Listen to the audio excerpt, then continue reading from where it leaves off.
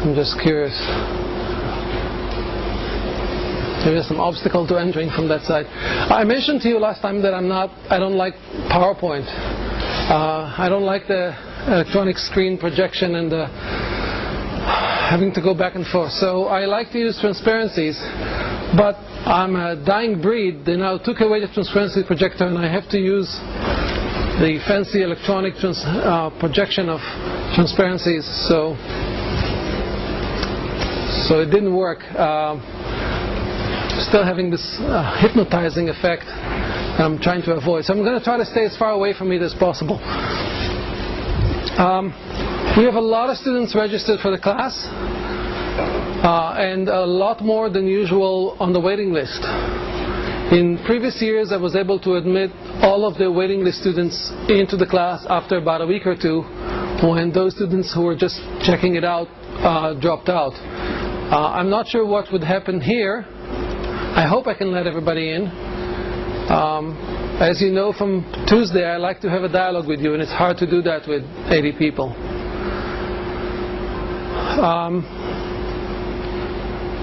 If you know you're not going to take this class, and you know you're going to drop it, please do it sooner rather than later, so that other people can come in. But I suspect that if you're here, maybe you certainly don't know that you're going to drop this class.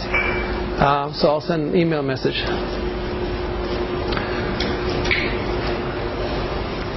Today I'd like to talk to you about a specific type of machine learning, which we call concept learning. So just like we did on Tuesday, I'm going to talk to you first about the difference between what we mean by concept in everyday language and what we would mean by concept here. So what does it mean to learn a concept? Anybody wants to suggest? Please? You look at a bunch of data and then you are able to generalize from it. You're saying look at a bunch of data and generalize from it. Okay, that's already concept learning in a sense that's close to what we're doing here in machine learning. But if you move away from machine learning and computers and geekdom and just talk to normal people in the street and you ask them, can you learn this concept? What would you mean by that, and what would they understand from that? Please? Can you say it again, please? You teach another person the concept and you're learning. Okay, so you're saying your definition or your understanding of what it means to learn a concept is be able to teach it to somebody else. Okay, it's somewhat circular definition, right? Because how do you know that you taught it to somebody else? How do you know that they learned it? I think it's a fair definition, but it is some problem with the circularity. Okay? Please?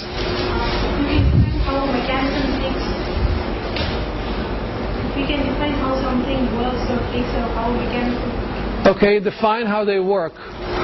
Okay. Alright, let's make it a very specific example. Do you understand the concept of an arch?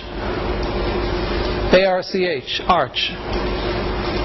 Can you show me that you understand what it means? You could build one. You can build one? Okay. Can you show me with your hands what an arch is? Something like this, right? Okay, now can you define it? If I gave you a picture of an arch, would you be able to tell me it's an arch? Whereas if it wasn't, you'd be able to tell me it's not? Okay, so you can try to define it. How do you know that someone really understood the concept? You can test them. How would you test them? Please. Show them an arch. Okay. And?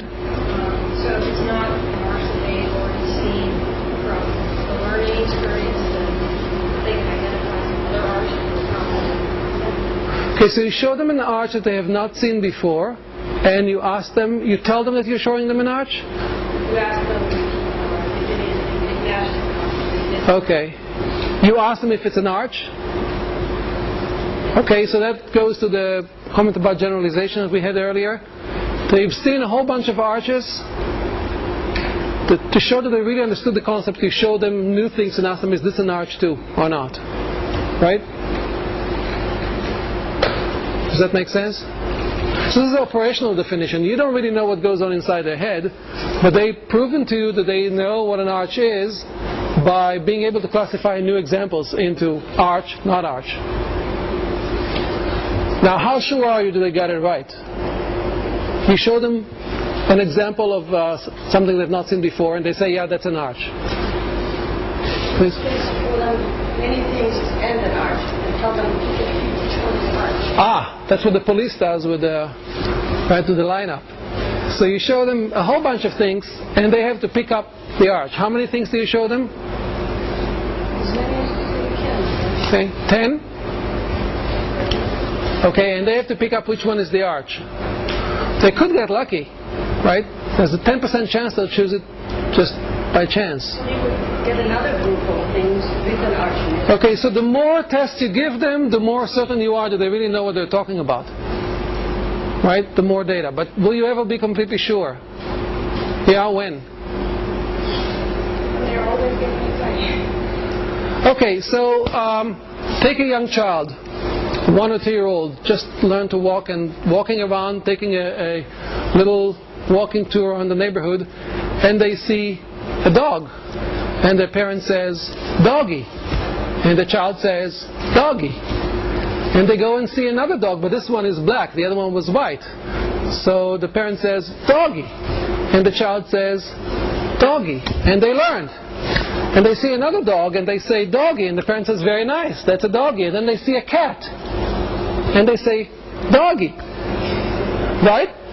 4 legs, fur, tail, the whole thing. So you thought they learned, but they didn't. Eventually. But how do you know that they finished learning? How do you know that they have exactly in mind the concept that you have in mind? Please? They never really do. Like, without dogs, they're probably weird-looking dogs. What's their dog? What's their dog? It's never definition. All right, so they never really do. And in fact, we don't always agree. I mean, your definition of an arch may be different than your neighbor's and different than my definition of arch. So does that mean it's completely useless, this whole notion of concept?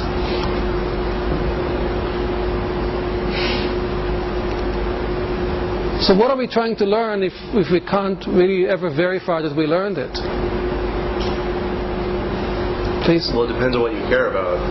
Okay. If you care that in most reasonable situations somebody can correctly use the concept in the way that is generally agreed upon, then you don't really care if they actually understand it in any meaningful way.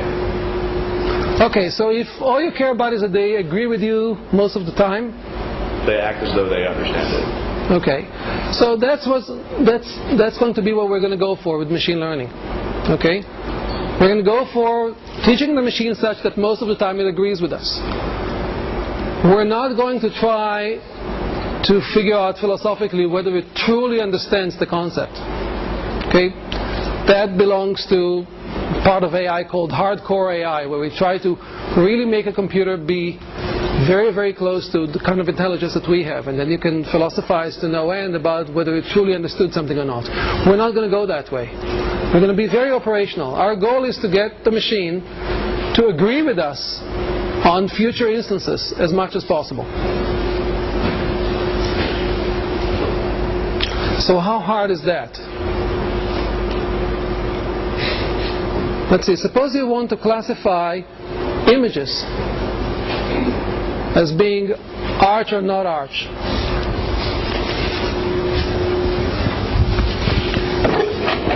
You have an image on a computer screen, and it looks like this.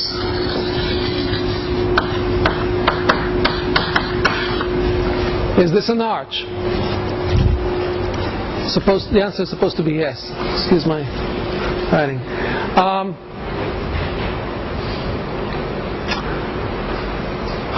How hard is it? Well, first of all, let's define more technically what a concept is, a concept learning is. So based on what you told me, the essence of a concept is the ability to tell whether any instance is an instance of that concept or not. Okay, so the concept is learning a concept, meaning learning a function that takes an input and outputs. Yes, it is an example of this concept, or no, it's not. Do we agree about that? Does that make sense? Okay, so we define a concept mathematically as a function that goes from the space of all possible inputs to the space of, okay, somebody else, to the space of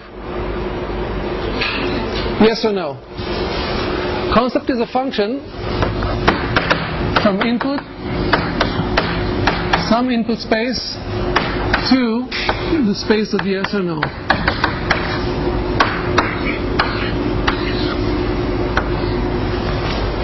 Now sometimes we would call this a binary function because it's a function that goes into binary domains. Sometimes instead of calling it yes or no, we will call it 0 and 1, black or white, dog or cat, whatever you want to call it. Just two outputs. But the easiest is for us to think about it as yes or no. Yes, it's an example of the concept, or no, it isn't. Now what is the space of inputs? That depends on what it is, what domain you're working in. It could be an image, could be a sentence, and the concept could be true or not. Is the sentence true or not? Or the concept could be funny. Is the sentence funny? Or it could be a very simple concept, as in long. Is the sentence long? In the case of images, how many possible inputs can you have? So let's take a typical computer screen that has, let's say, 1024 pixels here, and for simplicity, let's say 1024 pixels here. And let's assume black and white image. How many different inputs can there be in this problem?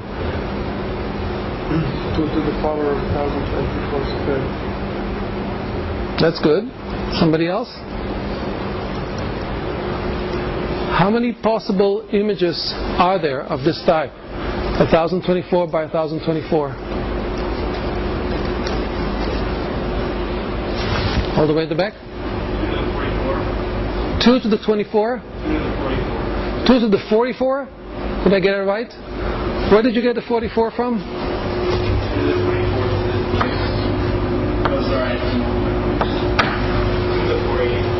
2 to the 48. Sorry? 480. Is that right? Is that what you mean? It's a very large number. Do you agree with this number? How do you derive it again? 480. Where did you get the 4?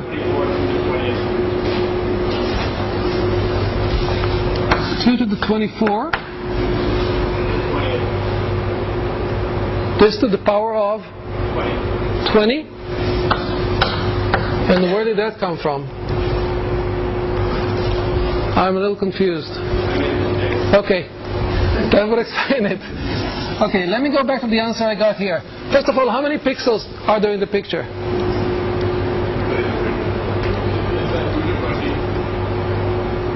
2 to the 20. Ah, okay. All right, you're smarter than me. You just represented it this way, right?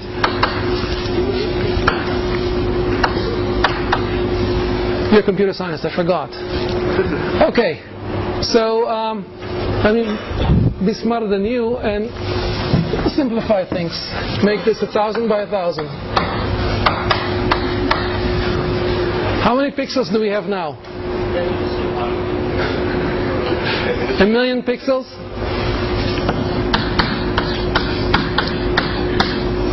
As you probably know, the pixels on your screen have different intensity levels. Let's forget about that. Let's just say they're black and white to make it easy for you. So we have 1,000 bits in our image. How many different images can there be? 2 to the power of that. Those of you from computer science should know that like this, and those of you who don't know this like this should go back and make sure that they learn to know it like that. Okay?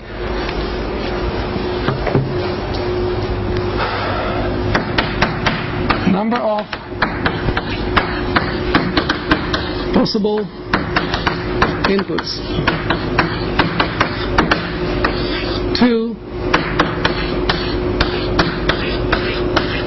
the million. Every input can be represented as a long bit string that has a million bits in it, and there are 2 to the million different ways of setting the bits in it. Okay, so that's a very large input space. How many different concepts can there be in this space?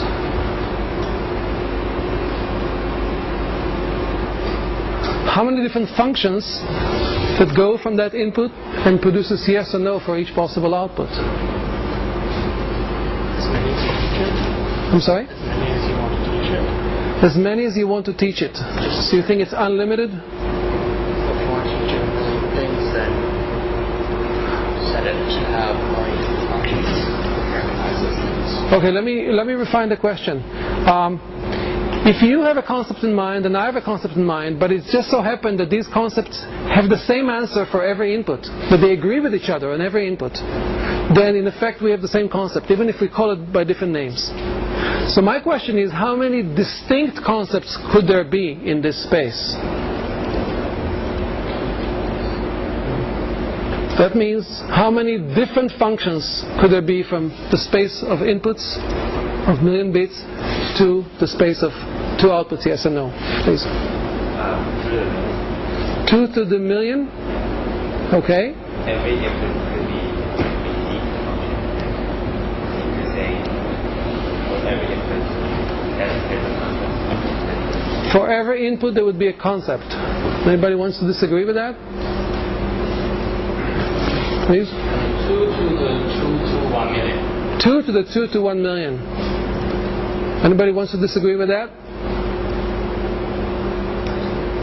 Good. So, the number of possible functions of this type is 2 to the 2 to the million.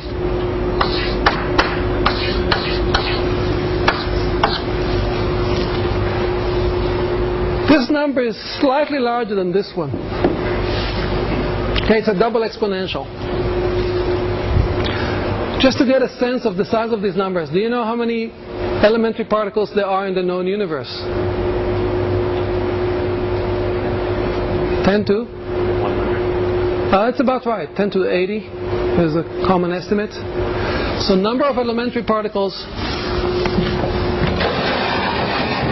in the known universe, that includes all the known atomic, subatomic particles and going out all to all galaxies and super galaxies, is 10 to the 80, which is about 2 to the 250.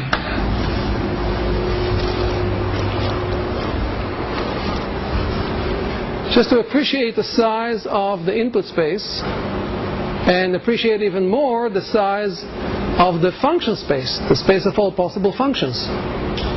In fact, of all possible concept functions, namely binary functions. So the general rule is, if you have an input space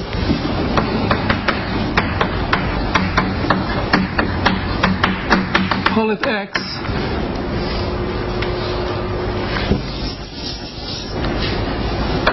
the size of it, namely the number of possible inputs, would be written like this. And now think of the function space, I'll call it H, space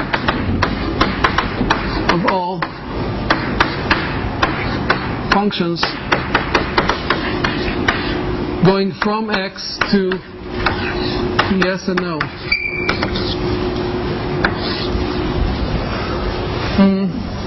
Let me call it C for concept, okay? Big C. And the size of big C is 2 to the power of the size of the input space. It's probably worth knowing a slight generalization of this. If the function is from X to some other range, not necessarily the range of 2 possible answers, yes or no, some other range R, then the number of functions is the size of R raised to the power of the size of x. In our case, the size of r is 2.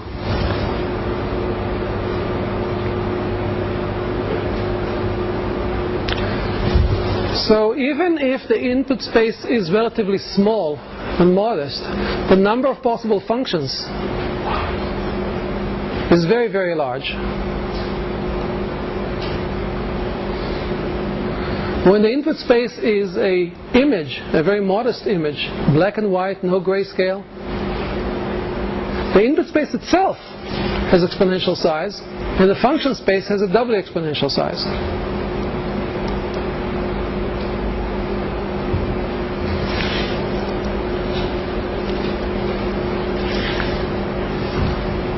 Questions or comments?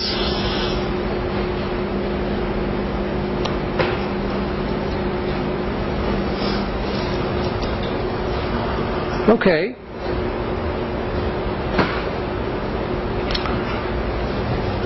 Now, how are we going to learn a concept from examples? How many examples can we find for learning the concept of your grandmother, if you remember our discussion from Tuesday? Learning to recognize your grandmother on the screen. How many examples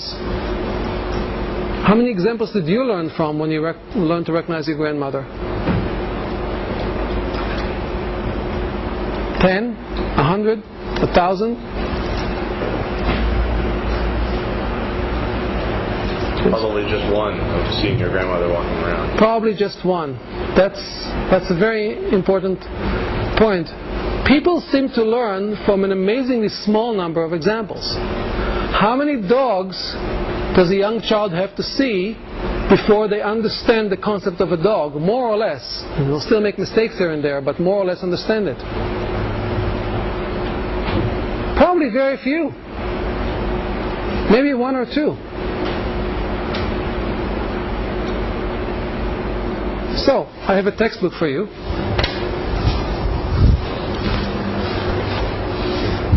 I just find my backpack. Forget about Tom Mitchell's book. I have a much better machine learning textbook. I'll pass it around for you to look at. If you want to, you can pass it just this way. You may need to share these two rows.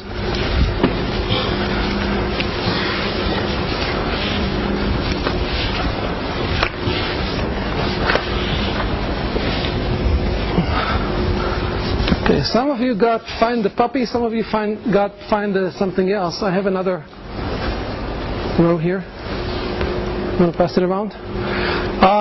This is a book aimed at 1-year-olds that we actually had 10-15 years ago when I had 1-year-olds at home. And it is a challenge for young kids to find the puppy, or find the kitten, or find the piglet. And it shows you a picture of the animal on the first page as you open it on the back, the front flap cover. And then it shows you many other pictures of the same animal, let's say the puppy, but in different orientations, different positions, sometimes partially occluded.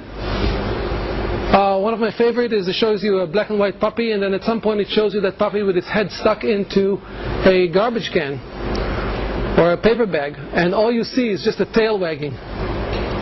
Now the amazing thing is that kids do very well with that. And I suspect even kids who have not seen too many dogs around. And the question is, how do they do that? In fact, they're doing the test that you suggested.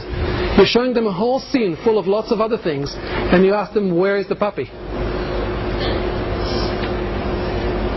Now think about the size of the input space. You know, the image on this book are at least as detailed as the 1,000 by 1,000 bits, probably more. It's got color, it's got good resolution, and kids learn from 1 or 2 or 3 examples. How do they do that?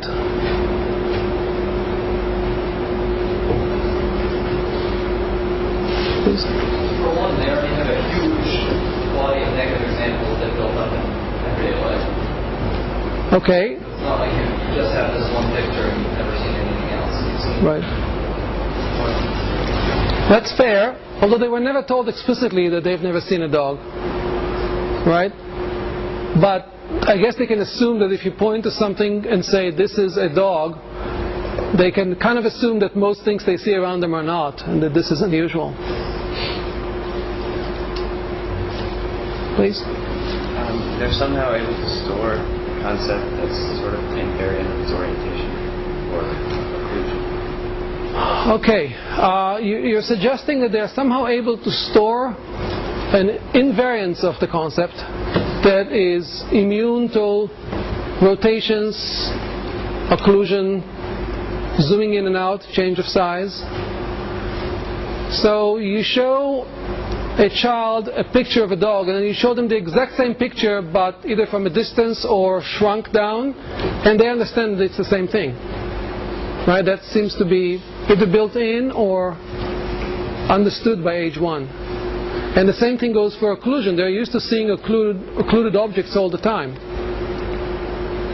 Please. Also, children are capable of making images and breaking it down into object components. So, comparing them one of the times with the references. And the other thing is, you know that exactly one time. So if you had a computer with those two abilities, that would just be sort of something black and white. Yeah. Okay, so you're pointing to a lot of ways in which this is made easier for the kids. The fact that we know there's going to be one puppy in every picture, as opposed to some pictures with 2 puppies and some pictures with no puppies. True, although we could give them that test. I would imagine a child feeling pressure to find a puppy if they know there's one there, and the parent waiting until they find it, right? The colors are a big clue here.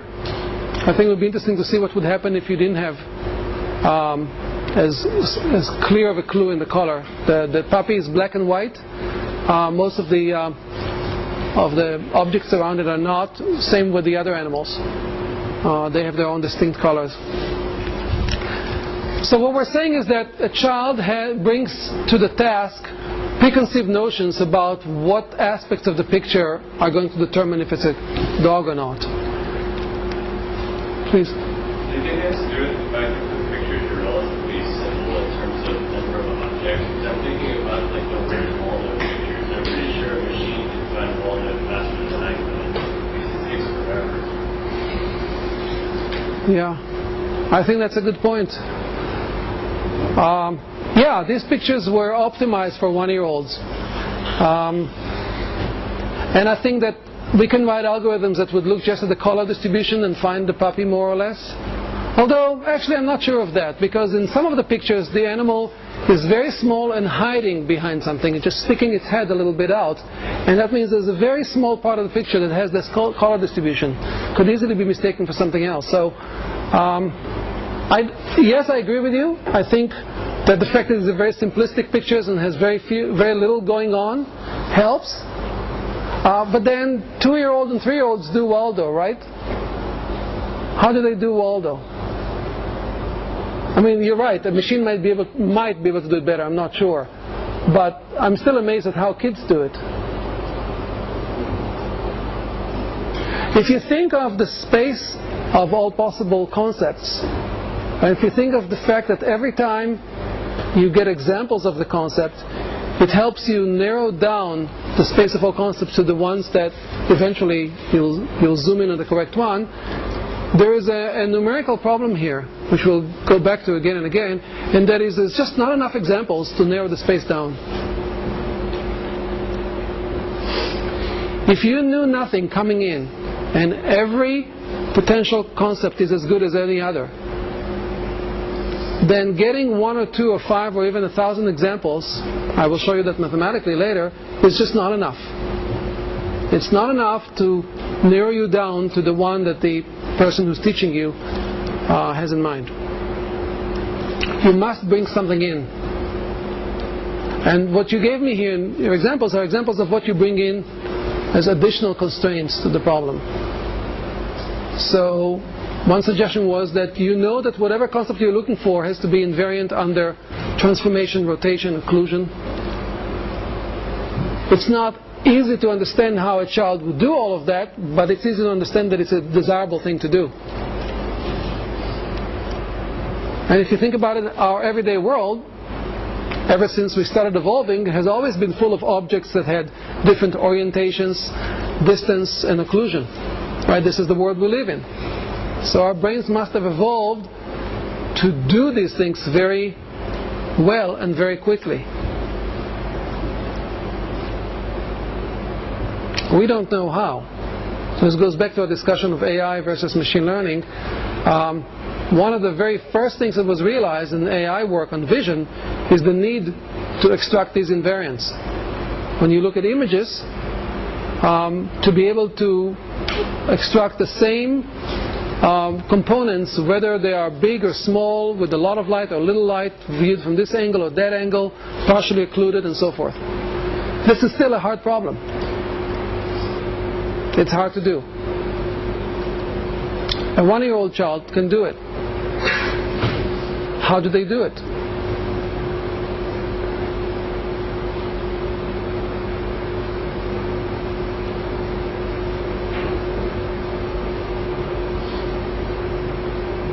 If you don't know, that's okay. I don't know either. Okay, let's take a much simpler and concrete example that we will stay with for a while.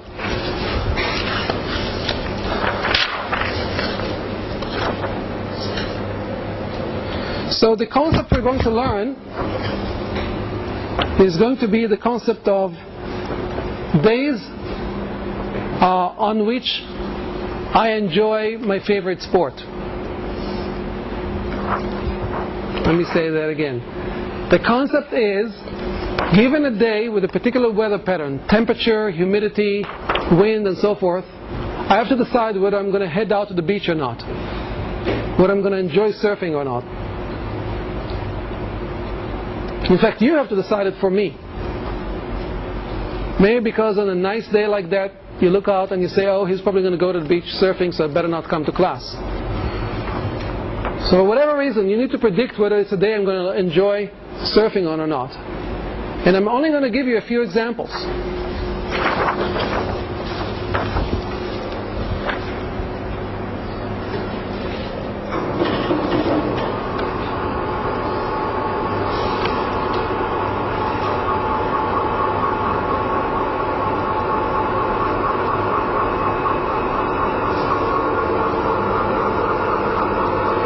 Is this out of focus? Okay.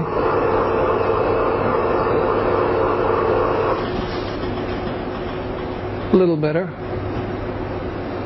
Okay, so what you see here are 4 examples that we're going to use for learning the concept of enjoy sport. The concept is called enjoy sport, and as any other concept, that means that the output is a yes or a no. That's what you have at the very end. Each row corresponds to one possible instance. The instances are described not by images in this case, but by attributes. There are 6 attributes. The sky is an attribute that could have 2 values, either sunny or rainy. The temperature is an attribute that could have 2 values, warm or cold. Humidity could be normal or high. Wind could be strong or weak. Water means water temperature. It could be warm or cool. And the forecast could be more of the same or change. In fact, if you go to the book and look at the definition of this task, you'll find that there are, I think, 3 possible values on the sky. It could be sunny, rainy, and cloudy, I think. So let's assume that the first attribute can have 3 values, and all the other attributes can have 2 values each. Now you have examples of 4 days here, each fully described in terms of their attributes, and you're given the answer for each day. Our concept learning task is to learn a function that takes as input any possible day description, any value, any combination of the values of the attributes, and outputs a yes or a no. Fair enough?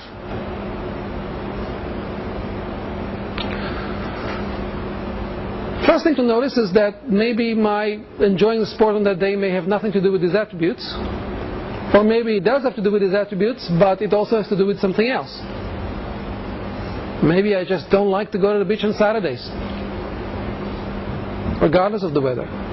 So the first thing you need to realize is that we made a choice here, we made some assumptions that may or may not be good ones. The assumptions are that the answer depends only on the attributes we're showing here. Any machine learning problem you'll encounter in the real world, this will be your first and biggest obstacle. Did you choose the right inputs? Did you choose all the inputs? Are you considering everything that really influences the answer? That's very hard to tell. But let's assume here that you're good, that these are the right attributes. That doesn't mean that all of them are important. It doesn't mean that all of them are equally important, and it certainly doesn't even mean that all of them are important at all. It's possible that one or more of these attributes doesn't play any role in your decision.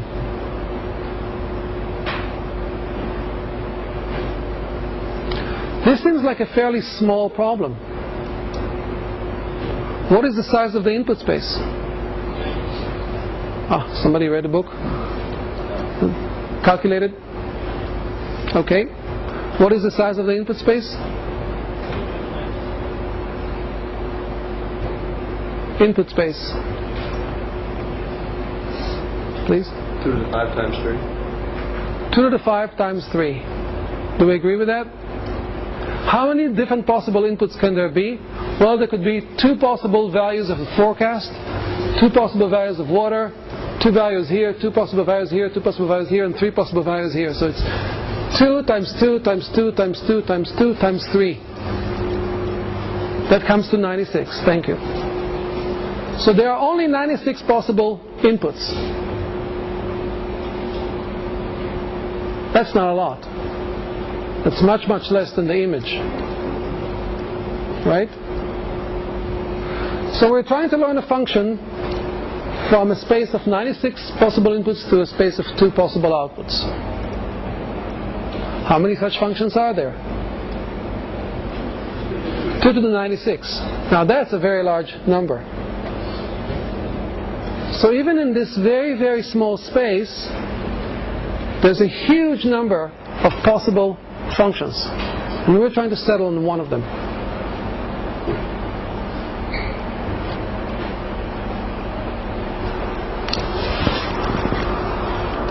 Okay, I'm going to show you a method of doing that. Show you an algorithm and ask you what you think about it. Okay? Before I do that,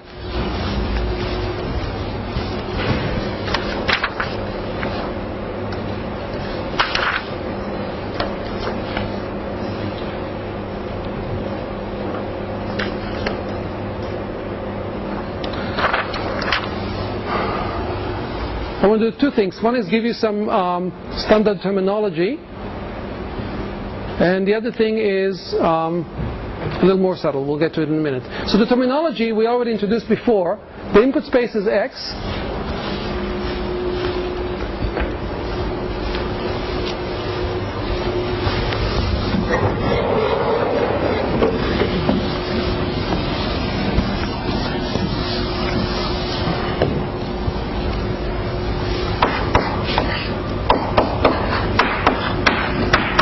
We have an input space which we will always call X. We have a function space. And since these are concepts, it's also a concept space. We'll call it C. And the size of C is 2 to the size of X. And we have training examples.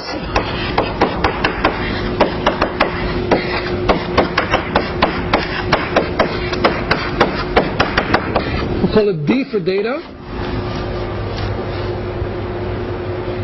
and the D for data consists of pairs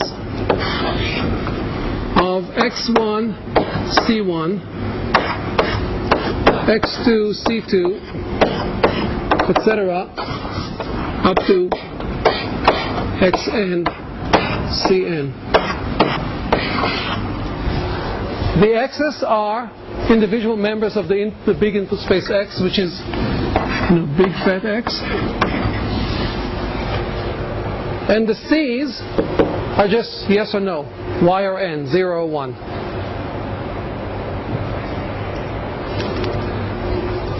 Now I also have a target function in mind.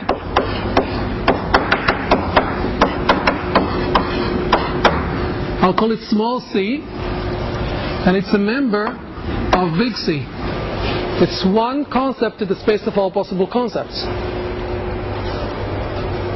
This small c is a function that goes from x to yes or no. I'm told that these c's were derived by applying this function c to these inputs. So ci is taking the target function c and applying it to xi.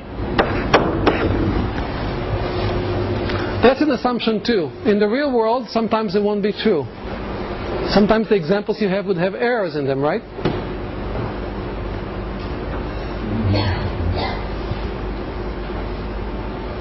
And now, I'm told that this function, this target function c exists,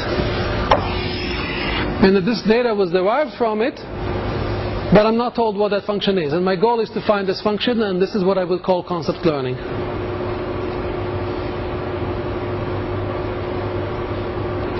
So I turn the problem of concept learning into, in a way, a problem in search. If you want to think about it that way, you can search the space of all possible concepts until you find the one that you like, for one reason or another.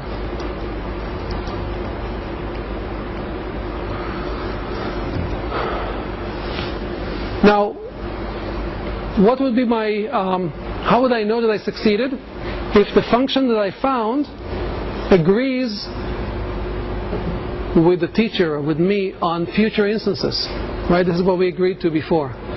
If it generalizes correctly, if given a new day, it would correctly say whether it's a day where I like to go surfing or not. I'm not going to do that. I'm not going to look for such a function now. I'm going to take a step back and try to find define a much more humble goal for myself. I only want to find a function that agrees with the training data.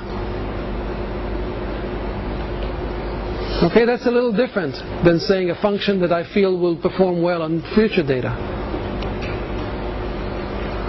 But it's a much better defined problem, because given a function I can tell you for sure whether it agrees with the training data or not. Why do I think that finding a function that agrees with the training data is a reasonable thing to do instead of what I really want to do, which is function that agrees with future data? Because the training data, you could treat that as the definition of a function, just use it as a table, look up the answers. You're saying you can treat the training data as a function. As a function, but it's not a function, because a function has a well-defined value on every possible input. And this table only gives you the value on 4 inputs. Then you could just say yes for everything else.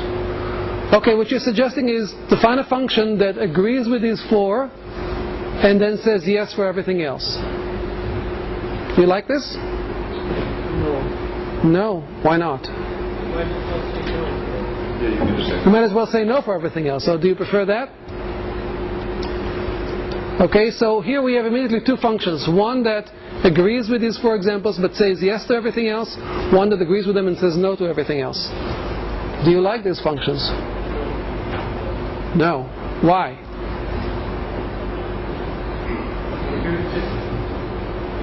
Use the training examples to see some patterns and then apply them to other cases. Okay. Somebody else? My goal is to find a function that will perform well in the future on new instances. I am compromising on that goal and saying, let me just start by finding a function that does well on these 4 examples, that agrees with these 4 examples. I got some suggestions here on how to take such an example, such a function, and convert it to, well, how to create such a function very easily by agreeing with these four and then saying yes to everything else. If you find those functions, then you essentially reduce the function space. Okay, you're saying if I can find all the functions that agree with these four examples, I will reduce my function space. You're quite right. We'll come back to that in the next lecture. I guess I'm asking you a much simpler question. Suppose you had more than four examples. Suppose you had 100 examples. And suppose you found a function that agreed with these 100 examples. Do you feel reasonably confident that it will do well on future examples? I'm sorry, let me not say 100 examples, let me say 50. You don't.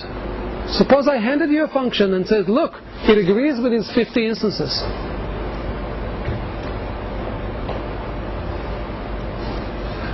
Think about a stockbroker who tries to sell you stock and says, listen, in the last 50 days, I made a prediction on the direction of movement of each one of these stocks, and all of them I was right. Suppose you could verify these claims. Would you trust that stockbroker to make a recommendation for you for a stock tomorrow?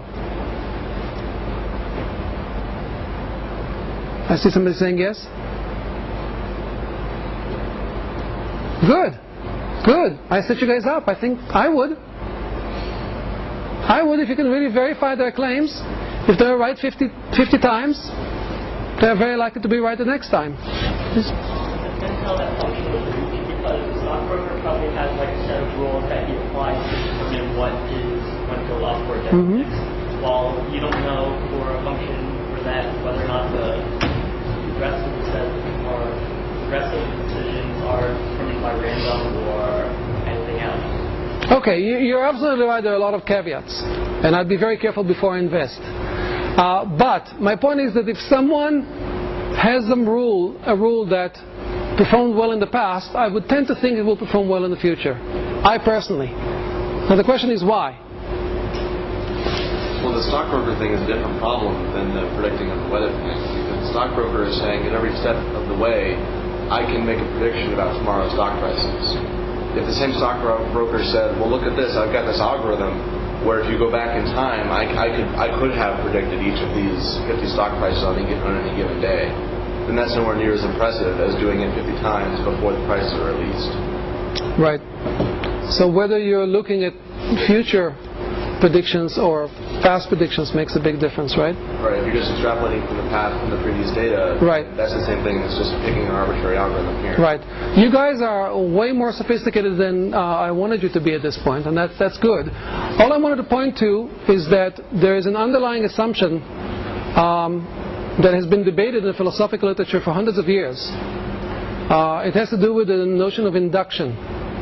Namely, when you see some things today, what can you deduce from them about what will happen in the future? If you go to philosophical papers, there's discussion of the sun rising. How do we know that the sun is going to rise tomorrow?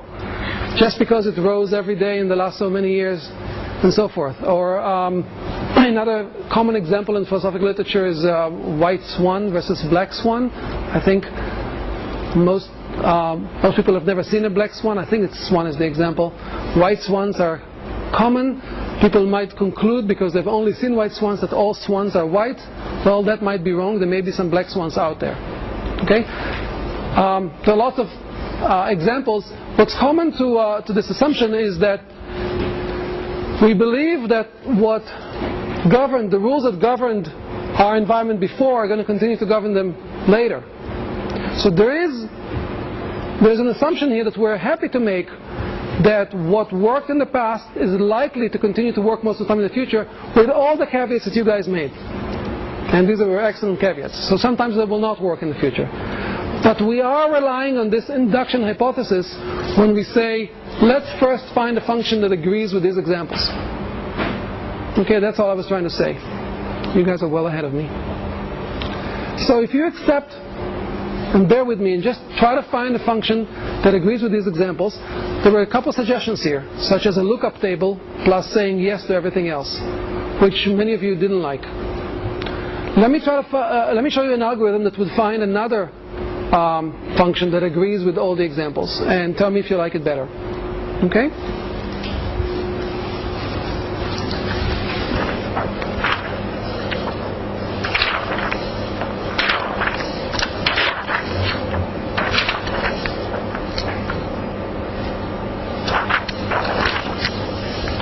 As soon as I find it.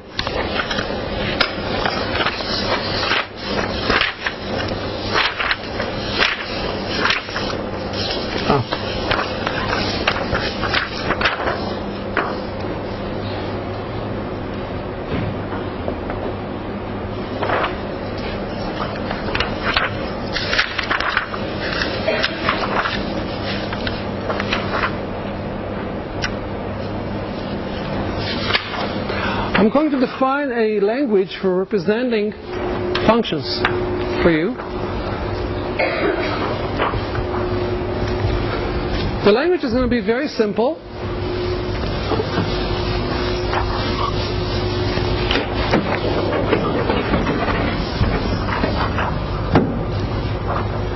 It has angled brackets, and it has 6 slots in it for the 6 attributes, and for each one of the attributes you can specify the value that it has to have or the don't care symbol, namely you don't care what value it has.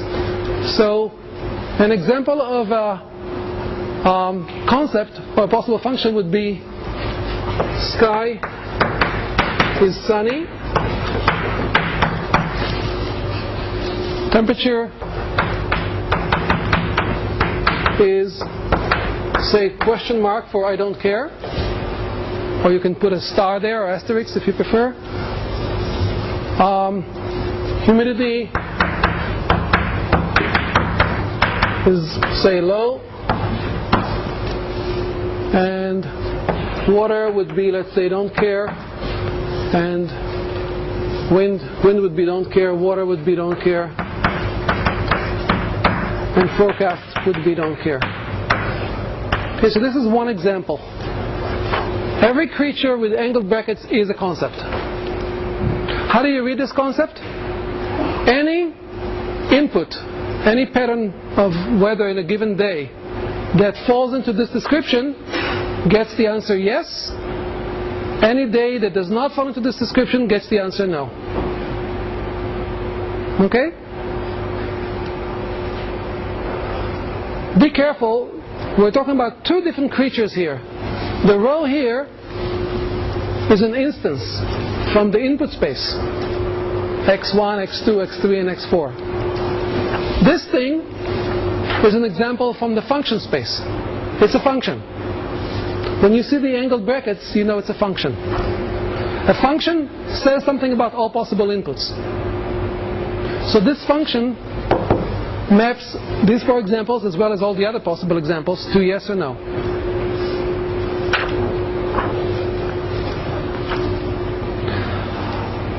I'm going to show you an algorithm that uses this kind of representation for functions and goes over the training examples and settles at the end on the representation that agrees with the training examples. Okay? And the name of the algorithm is FindS, which stands for Find Specific. The thing about this algorithm is that it tries to be very specific, namely, it tries to basically say no to everything unless it is forced to say yes to it.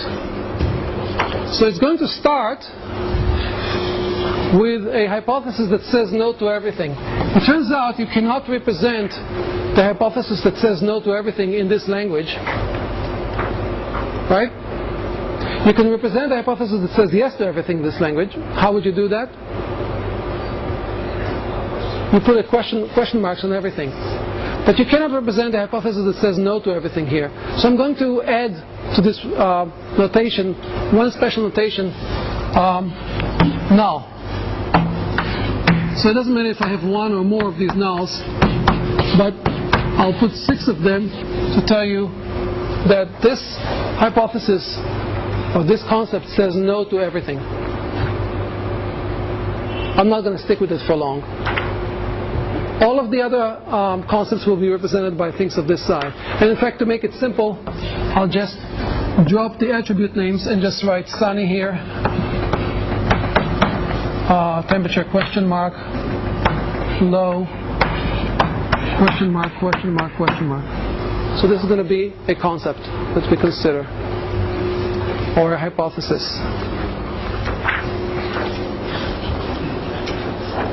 So here's the algorithm. It's very simple. We always keep at hand in the algorithm one hypothesis, call it H, which is going to be our working hypothesis. And we're going to keep changing it in the face of data. We start with H that is the most specific, meaning that says no to everything. That's the one at the top there. And then we're going to go over all the positive trading examples and make sure, or modify our H so that it agrees with them. Why aren't we going over the negative examples? Because we're already agreeing with them, right? Because when we start, we agree with all negative examples. We say no to everything. But we still need to modify our hypothesis to agree with the positive examples. So the way we're going to do that is by iterating over all of the positive trading examples, and for each one of the trading examples, going over attributes and modifying the attributes minimally to make them comply with this positive trading example. So for each attribute, say A sub I, if the constraint A sub I in H is satisfied by these trading examples, you don't have to do anything. But if it's not, then you have to replace A sub I, that means one of these, with something that will satisfy it. So I'll do it right here for these 4 examples.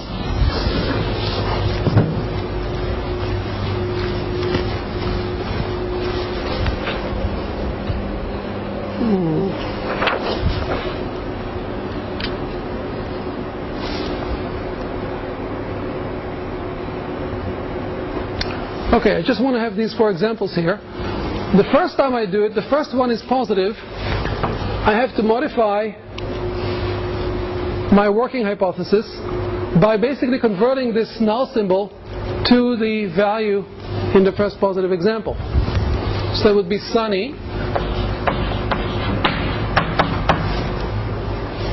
warm, normal, strong, warm, and the same. So I effectively copied it over, but the result is very different. Here I have angled brackets. What does that mean? This is a function, this is an input. What does this function do? What does it say yes to, what does it say no to? I couldn't hear where it came from, but it's true. Where did it come from? Hi there. Yes, it says yes to this one example, it says no to everything else. This is in the spirit of trying to be as specific or as conservative as possible. So now we agree with the first example. Now we want to agree with the second positive example. Sunny is okay. Warm is okay. Normal is not okay, because now it's high. The only way I can accommodate both normal and high is by turning this into a don't care. Right? Strong, warm, and same are the same. Now I have a new working hypothesis. What does it say effectively? It says yes to these 2 examples and no to everything else. Are you sure? Yes? No? Yes? Okay.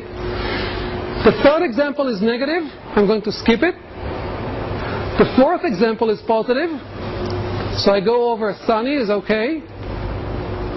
Warm is okay. High is okay. I have a don't care here. Strong is okay. The fifth attribute, the water temperature, is cool. And I only have warm here. The only way to accommodate both warm and cool is to turn it into a don't care, right? So I'll put a question mark here. And the forecast is no longer same, it's change. So this becomes don't care again. My new working hypothesis, what does it say?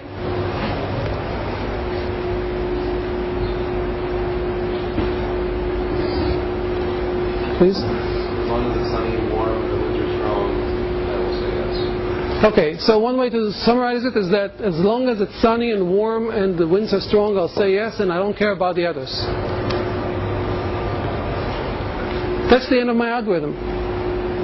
Very easy, very simple. Do you like it?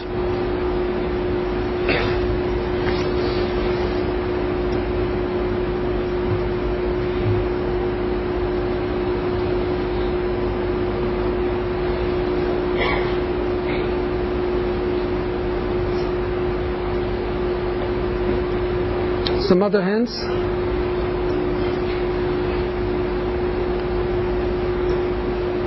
Is it good? Is it bad? Is it ugly? Depends. I'm sorry? It depends. It depends. Okay, I mean you can qualify your answer. If that's really the only weather you go out in, then it's, I'm sorry? if that's really the only weather you will ever go out in, then it's perfect. If that's the only weather you'll go out in, it's perfect. But obviously it's not, right? Okay, first of all, is this algorithm guaranteed to terminate?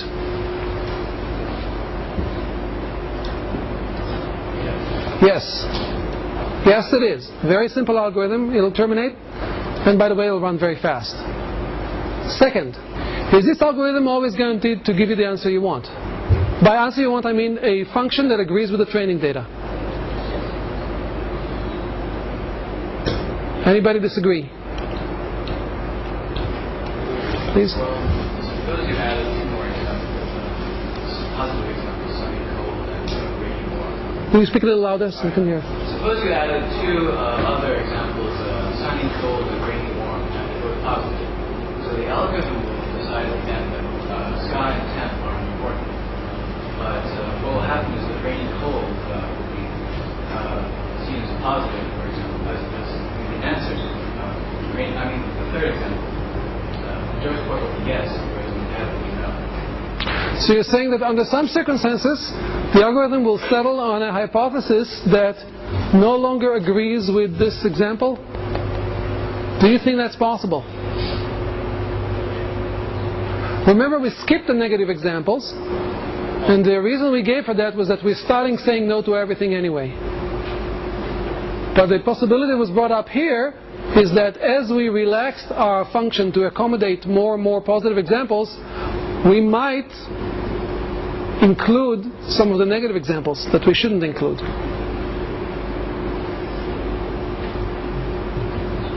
True.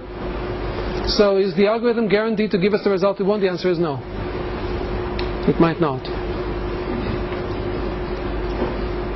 Doesn't mean it's a bad algorithm. Maybe it has some other redeeming features. It also says yes to examples other than what's specified here.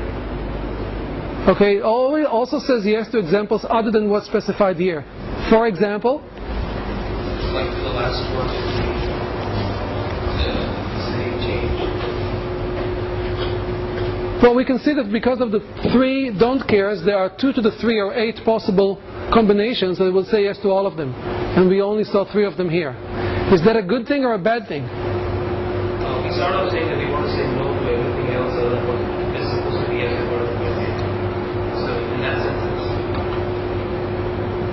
Well, we start off saying that this is our heuristic. We start by saying no. Our only goal was to find a function that agrees with the training data, and ultimately our goal is to find a function that performs well in the future. So this is the case of generalization, right? We saw some examples and we generalized some positive output from that. Is it good or is it bad? I don't know. Let me ask you a different question. Can you represent any function you want in this notation?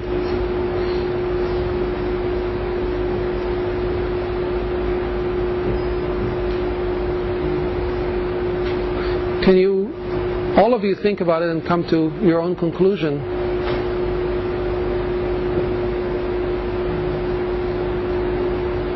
Are all functions representable in this formalism, this angle bracket formalism?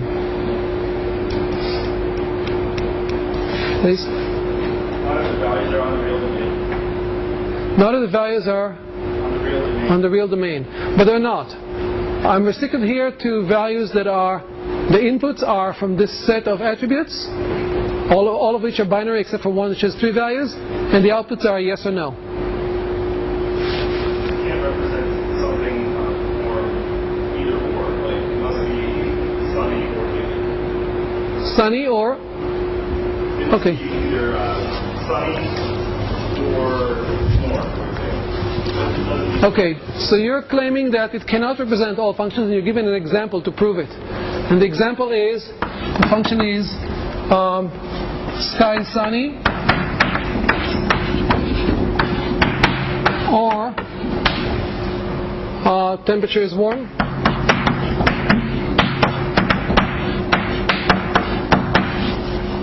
This is the function. And you're saying it cannot be represented. Do you guys agree? It cannot be represented? Can you prove it that it cannot be represented?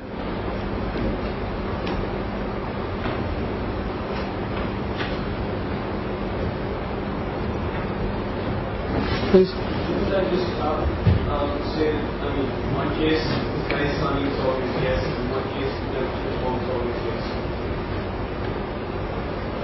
I mean, for this particular case. Is this a proof to what he said? I didn't follow it. I'm saying I can represent by giving a yes every time the sky is sunny. For all inputs where the sky is sunny. And giving a yes for all inputs where the temperature is warm. Okay. That's the order. I missed the last sentence. Doesn't that do the order? Doesn't that implement the order constraint? Well, I left my algorithm, and I'm just asking about the representation power of this language. Maybe you're answering me and I just don't understand that. There is a way to prove very easily that this formalism cannot represent all functions. It has to do with counting arguments. How many functions are there? Do you remember? The size of the input space is 96, and therefore there are 2 to the 96 functions. How many different functions can be represented this way? Well, let's count. Not exactly. In this position, we can have sunny, cloudy, rainy, or don't care. You can have 4 values, right? So that's 4. In this position, you can have warm, cold, or don't care. So you can have 3. In this position, you can have 3, 3, 3.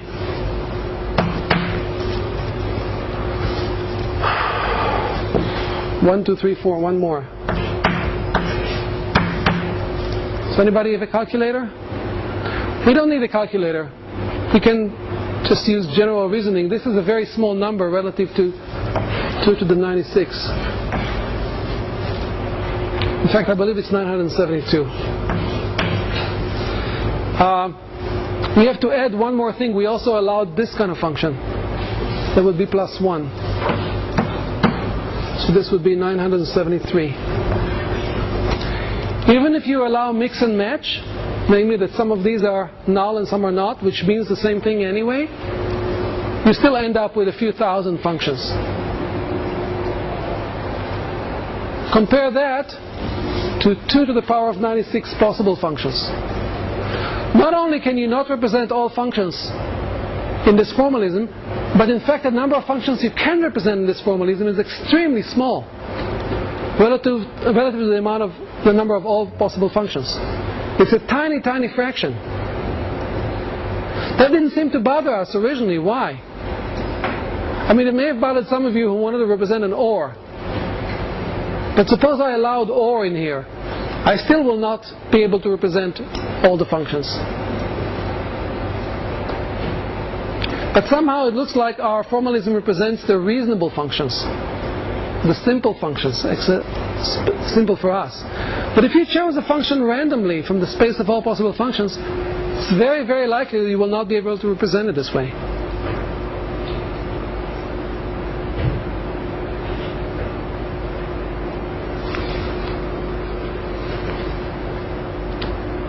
There's a very nice visualization of what we did here. I'm going to show it to you on the slides. And you'll find it in the book too.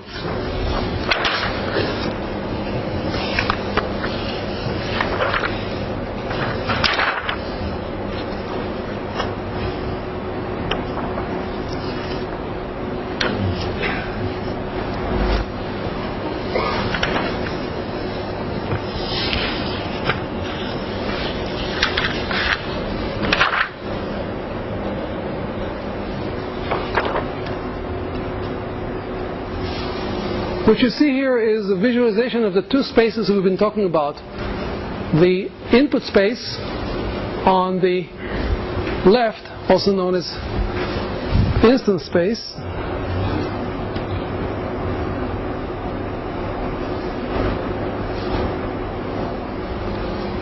and the hypothesis space on the right.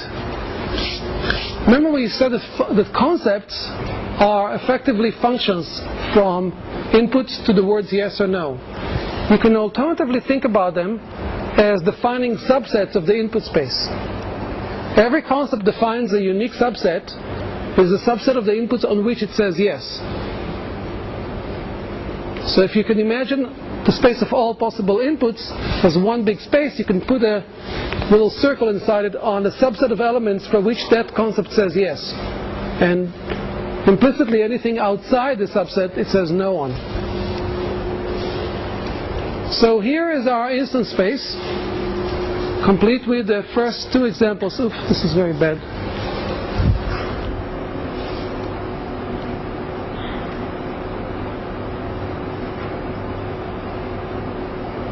Okay. And on the right you have the hypothesis space, the space of all hypotheses, and the elements in it are not just put there in isolation, they have relationships among them. And the relationship has to do with inclusion.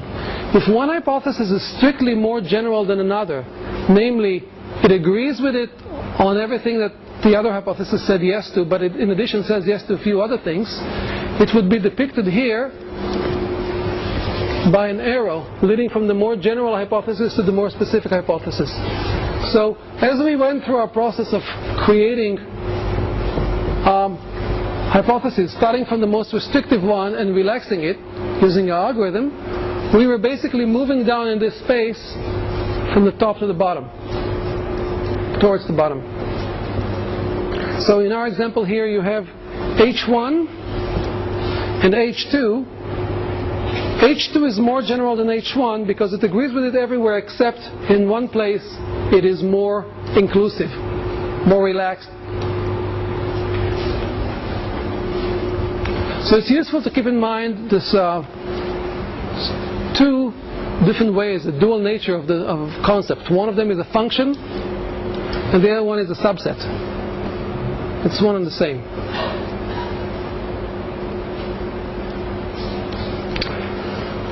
Okay, so we weren't that crazy about that algorithm for a variety of reasons. It wasn't guaranteed to give us the right answer. Worse than that, you wouldn't even know if it gave you the right answer or not, because you never went back and checked the negative examples to see if you still agree with them. Although you could do that. You could modify the algorithm, say at the end, go and check the negative examples, and if you disagree with them, at least give an error message saying I failed to find a solution.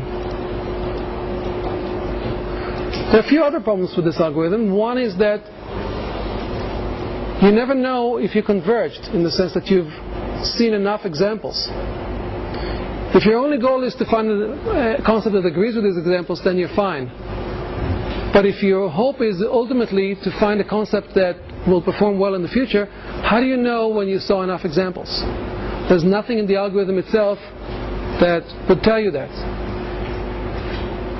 Sometimes when you learn, you try to make predictions along the way to test yourself, to see if you're converging in the right solution. And if you made good predictions again and again, you can come to the conclusion that you've learned enough and you can stop learning.